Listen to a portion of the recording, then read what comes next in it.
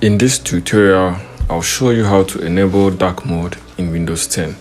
The journey begins with your Windows settings. Click on the Windows icon in the bottom left or press the Windows key.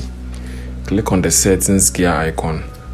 Time to personalize your Windows experience. In the settings window, click on Personalization. Dark mode starts with color choices.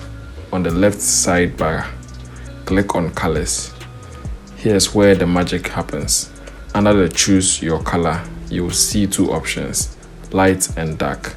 Click on dark to enable the dark mode. And just like that, you have entered the dark side. Notice how your Windows interface now switches to a stylish dark theme.